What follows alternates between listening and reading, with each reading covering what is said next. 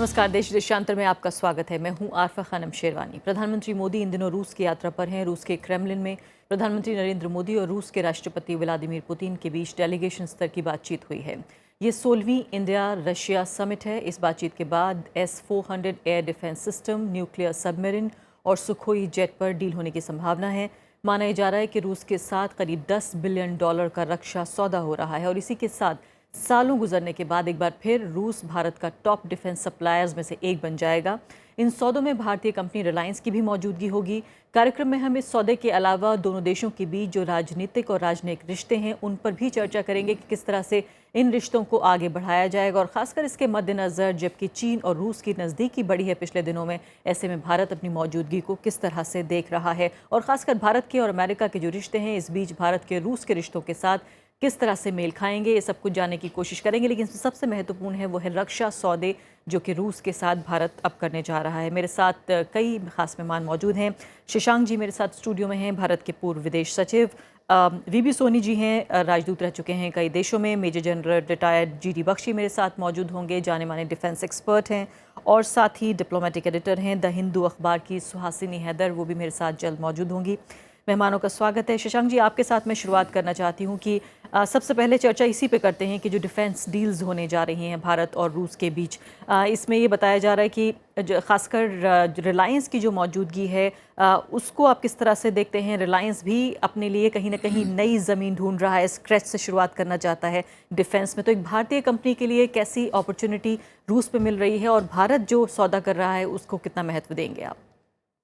रिलायंस का देखिए, एक तो पेट्रोलियम के क्षेत्र में काफ़ी उनका इंटरेस्ट रहा है। तो पेट्रोलियम रिफाइनिंग में तो उनकी एक बहुत बड़ी रिफाइनरी है ही जामनगर में।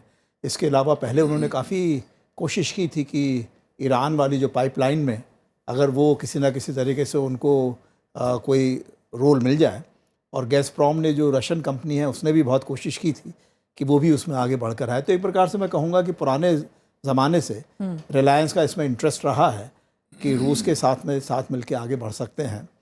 दूसरी बात मैं ये कहूँगा कि लेकिन डिफेंस के क्षेत्र में उनकी पहली एंट्री है। डिफेंस में असल में ऐसा है कि हमारे जितने भी कंपनीज़ हैं डिफेंस में, चाहे टाटाज हों, चाहे लार्सन टुब्रो हों, चाहे ये रिलायंस हों, ये नया अपना रोल अपनाना चाह रहे हैं कि जब से मेक इन इंडिया और जो 30% डिफेंस ऑफसेट्स की बात होती है उसमें CAG ने और सबने बड़ा क्रिटिसाइज़ किया है कि कोई अभी तक मेक इन इंडिया प्रोग्राम ज़्यादा आ नहीं पाया है। तो उसमें कुछ इस तरह की बातें रही हैं, रिजिडिटी रही है।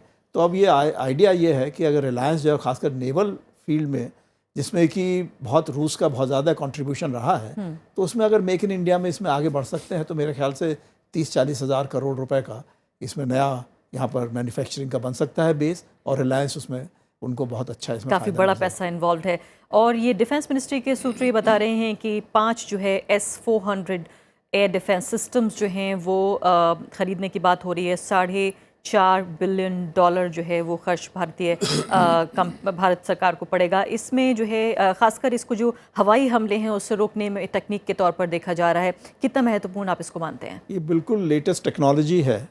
अभी देखिए, पहले ज़माने में ये कहा जा रहा था कि रूस के पास टेक्नोलॉजी नहीं है, मिसाइल्स वगैरह की पुरानी बातें रह गई हैं।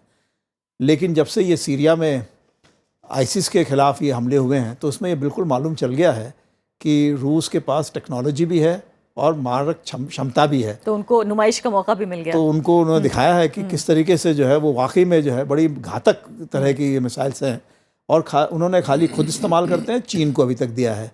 तो मेरे ख्याल से फिर से जो है भारत और रूस के रिश्ते जो हैं फिर से अपने अहम जो उनके ट्रस्टेड और टाइम टेस्टेड फ्रेंडशिप रही है वो मेरे ख्याल से फिर से दिखाने का वो सबको है, चाहे वेस्टर्न कंट्रीज़ हो, चाहे चीन हो, चाहे पाकिस्तान हो, कि भारत और रूस के रिश्ते जो हैं हमेशा से बहुत महत्वपूर्ण रहे हैं और आगे भी उसी तरीके से बने रहेंगे। जी हाँ, इसको राजनीति के आईने से कैसे देखेंगे ये भी हम कार्यक्रम में आगे चर्चा करेंगे। वीबी सोनी जी, ये बताइए, फिलहाल कि रिलायंस ने कहा है कि पूरी संभावना ये है कि $6 बिलियन का जो है वो कॉन्ट्रैक्ट साइन कर रहे हैं, डील साइन कर रहे हैं वो रशिया की कंपनी अल्माज एंटे, अगर मैं सही प्रोनाउंस कर रही हूँ, जो कि खासकर उनकी जो खासियत है वो ये है कि एयर डिफेंस सिस्टम में उनका कोई मुकाबला नहीं है।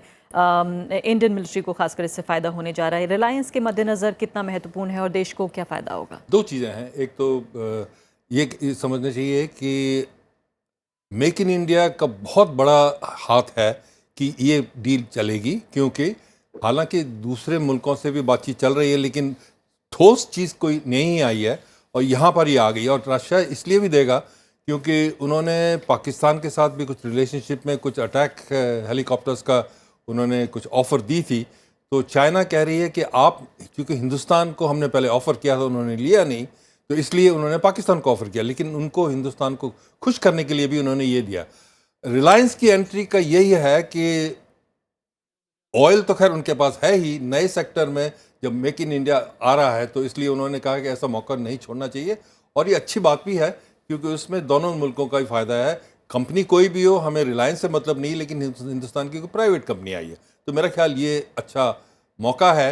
जबकि उनको जब मौका मिलेगा तो इससे उसका फ़ायदा उठा सकते हैं वो। जी हाँ, और टेक्नोलॉजी आपको लगता है ट्रांसफ़र सबसे महत्वपूर्ण बात है, ये खासकर मेक सबसे इन बड़ा, इंडिया के देखिए अब मद्देनज़र? 50s एंड 60s में क्यों हम अमेरिका या यूरोप से नहीं जा रहे थे, क्योंकि वो टेक्नोलॉजी ट्रांसफ़र नहीं हो रही थी। और अब भी यही चेंज हुआ है क्योंकि लोग वह कहते हैं कुछ सालों से हिंदुस्तान का जो एटीट्यूड है रशिया के पास थोड़ा कम हो गया। ये गलत बात है क्योंकि वो स्ट्रेटेजिक पार्टनर शुरू में थे और उन्होंने हमारी मदद जब कभी भी ज़रूरत पड़ी उन्होंने दी और वो अभी भी देंगे। और अगर थोड़ा सा रुख बदला है तो इसलिए नहीं कि उनको इंटरेस्ट कम था, लेकिन खास ठोस चीज़ें नहीं आई और इस बार ही उन्होंने अब वो चीज़ें भी निकाल ली हैं कि हम यहाँ पर आएंगे, हिंदुस्तान के साथ काम करेंगे, उनको ट्रांसफर ऑफ टेक्नोलॉजी करेंगे, बिकॉज हमारा यही है कि इंडिजिनाइजेशन होना चाहिए। बिल्कुल। जनबख्शी, मैं आपकी तरफ आऊँगी। इससे पहले सुहासिनी, ये बताइए कि यहाँ पर बात ये हो रही है कि जो मेक इन इंडिया कार्यक्रम है, खासकर प्राइम मिनिस्टर मोदी का, उसको बढ़ावा देने की बात है, लेकिन आप ही के अखबार में एक बहुत दिलचस्प आर्टिकल छपा है जिसमें ये कहा गया है कि दरअसल इसके खिलाफ आर्ग्यूमेंट दिया गया है कि मेक इन इंडिया को कुछ देर के लिए किनारे रखने का कार्यक्रम है।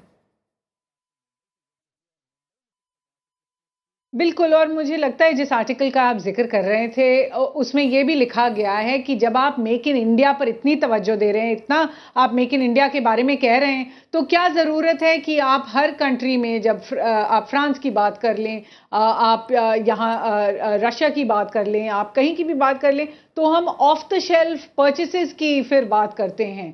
तो यही देखा जा रहा है कि जहाँ भी मेक इन इंडिया का मतलब बहुत चर्चे हो रहे हैं उसके बारे में, एक्चुअली इंडिया में जो मिलिट्री इंडस्ट्रियल कॉम्प्लेक्स की ज़रूरत है, जहाँ पर इंडिया इतना मतलब काबिल है कि यहाँ पर ये सब चीज़ें बन सकती हैं, वो हम देख नहीं पा रहे हैं अब तक। अब शायद इस दौरे के बाद, प्राइम मिनिस्टर के दौरे के बाद, हम यही एक नया रुख देखेंगे जहां रिलायंस, जिसका आपने जिक्र किया, और फिर टाटाज ने भी कॉन्ट्रैक्ट्स लेने की कोशिश की है ताकि वो भी डिफेंस कॉन्ट्रैक्टिंग में कुछ हिस्सा ले सकें। और रशिया सर्टेनली और देशों के मुकाबले में रशिया और भारत के जो टाइज हैं, वो जो संबंध हैं, वो बहुत ही गहरे हैं।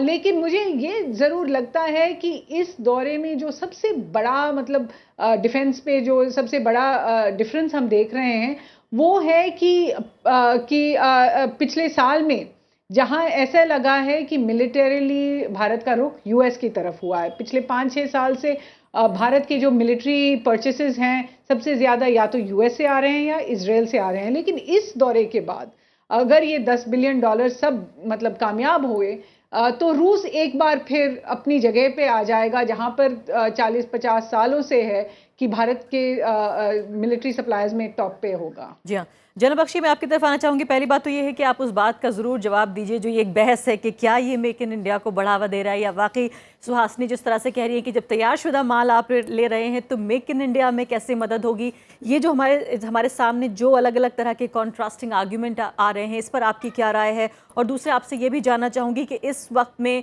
जिस तरह के जियोपॉलिटिकल हालात हैं, इस वक्त में प्राइम मिनिस्टर मोदी का रूस में होना कितना महत्वपूर्ण आप मानते हैं?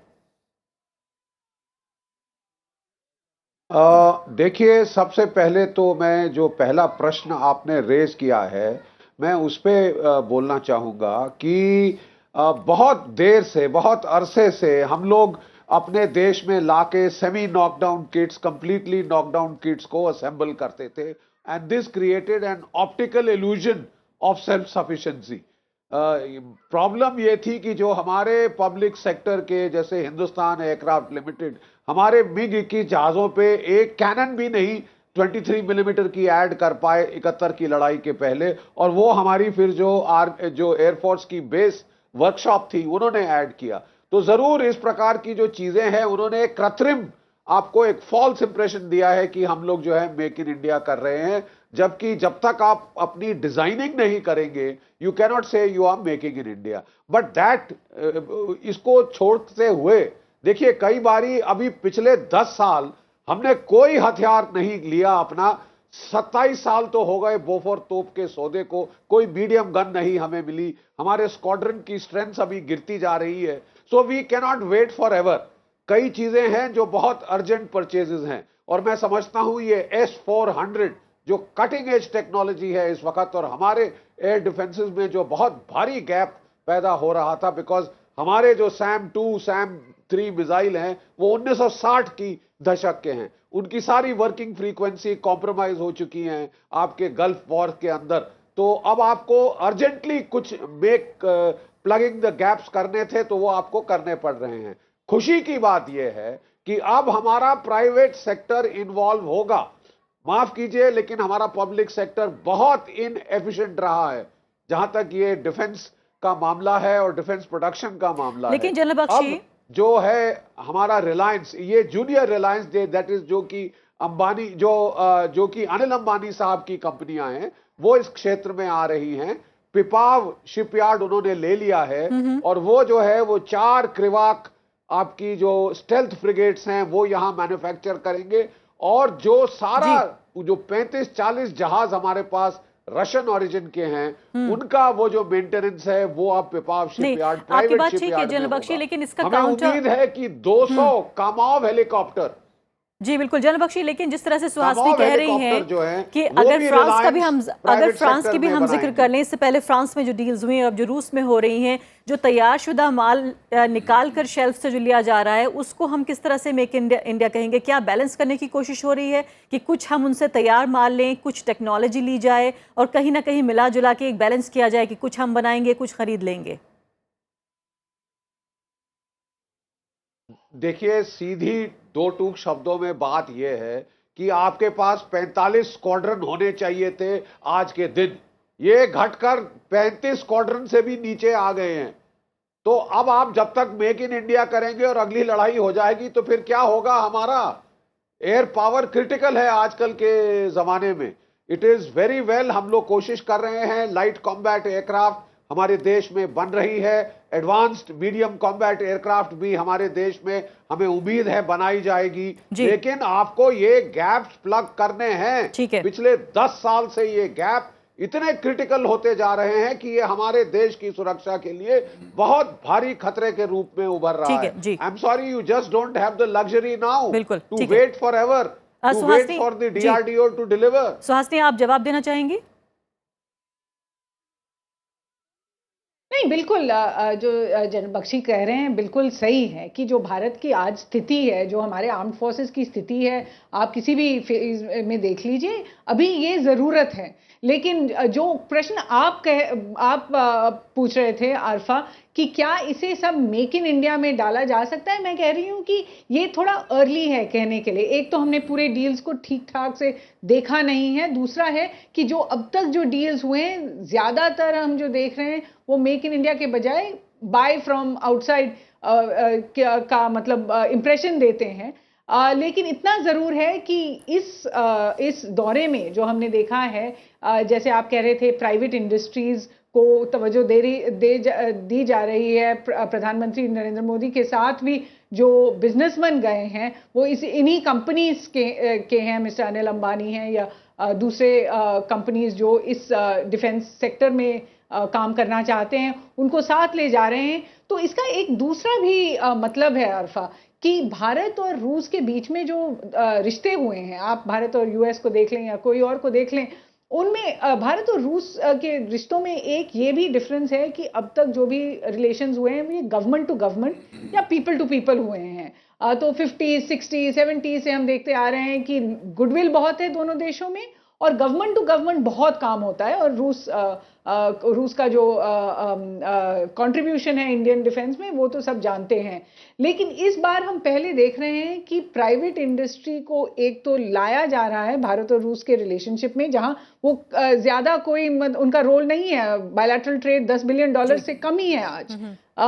लेकिन उनको लाया जा रहा है स्ट्रेटेजिक स्फीयर में, जहां पे गवर्नमेंट टू गवर्नमेंट हुआ करता था, अब प्राइवेट प्लेयर्स को स्ट्रेटेजिक स्फीयर में लाया जा रहा है। और मुझे लगता है ये एक बहुत ही महत्वपूर्ण शिफ्ट है। काफ़ी महत्वपूर्ण बात है और उस पर जाहिर है थोड़ा सा विस्तार में चर्चा होनी भी ज़रूरी है। शशांक जी, ये बताइए कि क्या सोवियत यूनियन के वक्त से जो हमारे जो संबंध रहे हैं, खासकर रक्षा के क्षेत्र में, क्या 90s की वापसी होती हुई आपको नज़र आ रही है? क्योंकि जितनी बड़ी ये डील $10 बिलियन की हुई है, पिछली डील अगर देखें जो यूनाइटेड स्टेट्स के साथ हुई है $3 बिलियन के आसपास है, उससे कई गुना जो है ये जंप नज़र आ रहा है। क्या ये माना जाए कि ये क्या राजनीति के बदलने के एहसास के तौर पर भी आप इन सौदों को देख सकते हैं? हम देख सकते हैं इसको कि वाकई में कुछ अंतर आया है। मैं ये कहूँगा कि 90s के दशक में और 2000 के समय में भी हमारा ध्यान पूरे तरीके से यूएस रिलेशनशिप पे, स्ट्रेटेजिक पार्टनरशिप हो, चाहे न्यूक्लियर और हथियार भी हम यूएस या इजराइल से ही खरीदते रहे हैं वो पिछले लेते काफी रहे सालों में। उसके जी। वजह से, क्योंकि जब से वो सोवियट्स का वो विघटन हुआ है तब से हमको ये ध्यान में रखना है कि हमें अपने सब देशों के साथ में, जो महत्वपूर्ण देश हैं, सबके साथ में रिश्ते आगे बढ़ाकर चलने हैं। और दुनिया की राजनीति भी बदली और इस हथियारों दौरान, में भी हाँ। अब ये देखने में आ रहा था कि जहाँ से हथियार मिलते हैं, अच्छे मिल सकते हैं, ले सकते थे। क्योंकि जो हमारा DRDO का प्रोग्राम था थोड़ा लंबे समय का रहता है, और मेक इन इंडिया की जिस तरह से बात अभी हुई है उसमें समय लगता है। और हमें जब जो हमारे पड़ोसी देशों के साथ में अगर रिश्ते ठीक नहीं हैं तो कम से कम हमको अपनी सुरक्षा के लिए इतना तो अपने पास हथियार रखने होंगे ताकि उनको कोई किसी तरह की मिसअंडरस्टैंडिंग ना हो जाए कि बहुत वीक, कमज़ोर देश हो गया हालांकि भारत। शशांक जी, ये डिबेट तो चलती रहेगी कि क्या एक ऐसा देश जहां के करोड़ों लोग अभी भी भूखे सोते हैं, वहां हथियार खरीदना कितना महत्वपूर्ण है। ये दोनों डिबेट पैरेलल चलती हैं शायद। जी जी बिल्कुल। इसमें इसीलिए जो है ये है कि कम से कम जो अभी हमको अपना एक्सपोनेंशियल अगर तरीके से अपना जो है डिफेंस कैपेबिलिटी को हम बढ़ा सकते हैं, थोड़े हथियार लेके या थोड़े प्लेन्स वगैरह लेके, वो करा जा रहा है, बजाय इसके कि पूरा मेक इन इंडिया में पूरा 100% उसमें जाया जाए। क्योंकि उसमें डिफेंस सेक्टर में थोड़ा डिफ़िकल्ट भी है कि किस तरीके से उसको असेंबलिंग में क्या फैक्टर्स आएंगे, सर्विसिंग में क्या चक्कर आएगा। तो ये अब थोड़ा सा इसको जो है स्टडी करके जो है मेरे ख्याल से थोड़ा समय लगेगा। लेकिन रशिया के साथ में हमेशा ये रहा है कि स्पेयर पार्ट्स मिलने में और टेक्नोलॉजी अपग्रेडेशन में और टेक्नोलॉजी ट्रांसफ़र में मुश्किलें आती हैं, लेकिन उतनी ज़्यादा मुश्किलें नहीं आती हैं क्योंकि जो वेस्टर्न कंट्रीज़ में प्राइवेट सेक्टर को देना पड़ता है। और private sector to private sector, उसमें जो है पीछे से इंश्योरेंस भी चाहिए होता है, सरकारों का भी जो है रुख अपना देखना चाहिए होता है। तो मेरे ख्याल से इसमें जो है रूस के साथ में पहली बार अगर हम प्राइवेट सेक्टर को लेकर आ रहे हैं तो ये, जैसे सुहासिनी ने कहा है, इसमें सबसे बड़ी बात ये होगी कि जो हमारे पब्लिक सेक्टर हैं उनको पूरे तरीके से सरकार के जो डिपार्टमेंट्स हैं उनके अंडर कंट्रोल में रहना पड़ता है। ठीक है।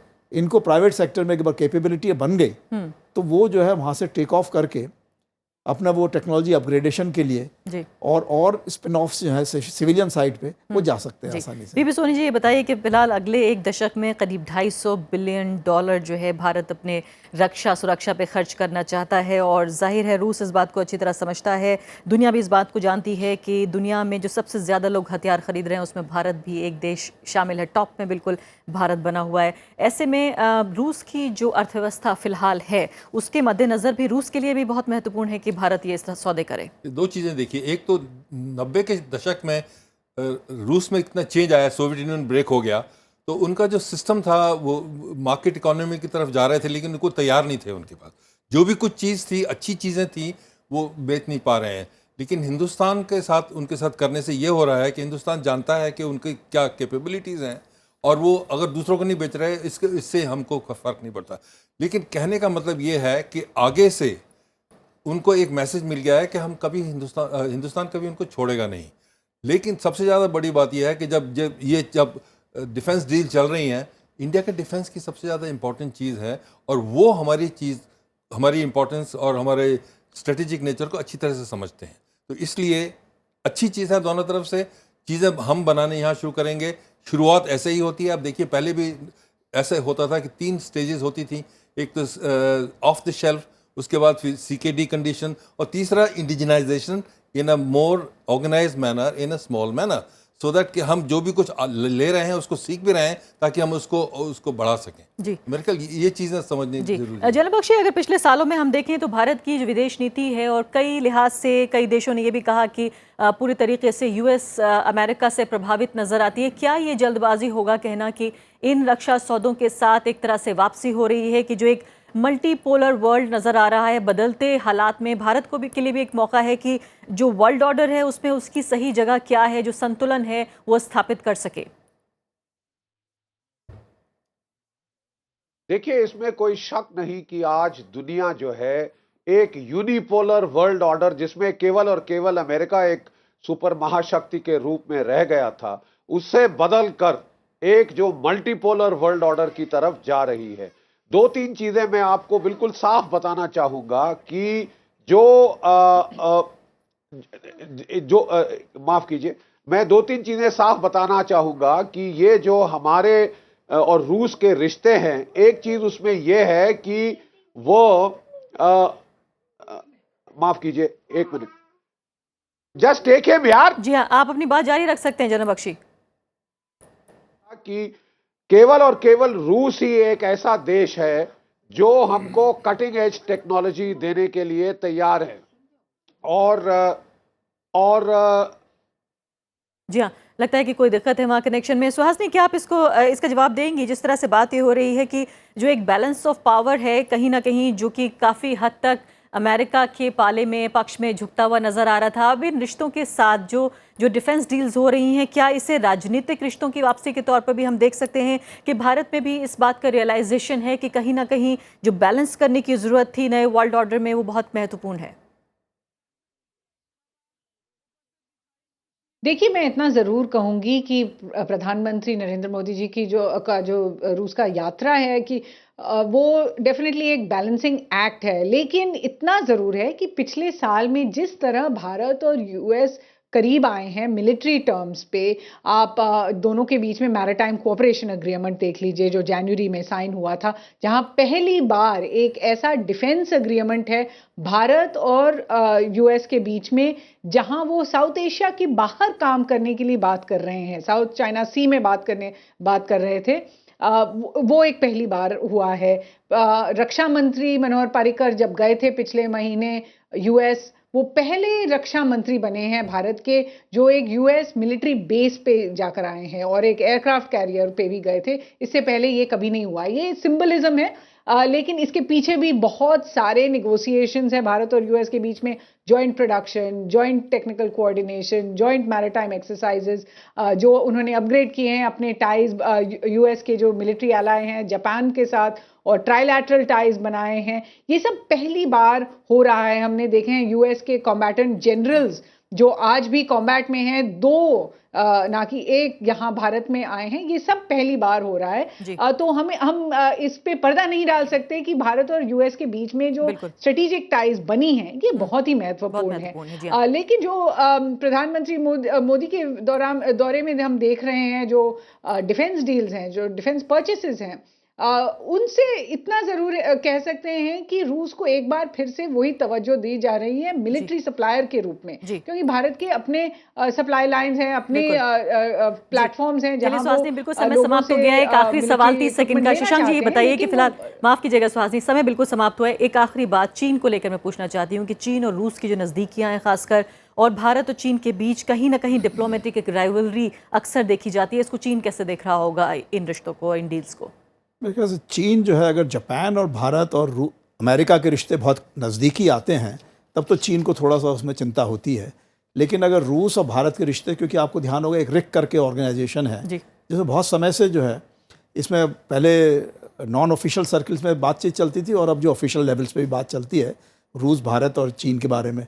ब्रिक्स आ गया है, तो इन सब चीज़ों में, और ये न्यू बैंक बन गया है ब्रिक्स का, तो इस तरह से मैं कहूँगा कि चीन के लिए इसमें कोई नहीं है, बल्कि मैं ये रूस के साथ में जो चीन का लॉन्ग टर्म पाइपलाइन का एग्रीमेंट हुआ है, अब मौका है कि चीन और रूस के साथ में मिलके हम भी सीधा पाइपलाइन ऐसा लेकर आएँ जो लद्दाख सेक्टर से अगर निकल कर भारत में आ सकता है, तो चीन और रूस जो है वाकई में जो रिक का है उसका प्रैक्टिकल वो हो जाएगा, और खाली जो रिलेशनशिप डिफेंस सप्लाईज की नहीं रहेगी, ये एनर्जी सिक्योरिटी की भी हो मैं जाएगी। जानती हूँ मैं सोनिया आप कुछ कहना चाहते हैं, लेकिन समय बिल्कुल मेरे पास समाप्त हो चुका है। सभी मेहमानों का बहुत बहुत शुक्रिया। तो हमारे पास जब और ज़्यादा डिटेल आ जाएंगी तब विस्तार से इस मुद्दे पर चर्चा करेंगे, लेकिन फिलहाल के दौर में भारत और रूस के रिश्ते काफ़ी महत्वपूर्ण हैं और ये रक्षा सौदे हैं, इन पर विस्तार से हम ज़रूर चर्चा करेंगे। अभी के लिए फ़िलहाल इतना ही। नमस्कार।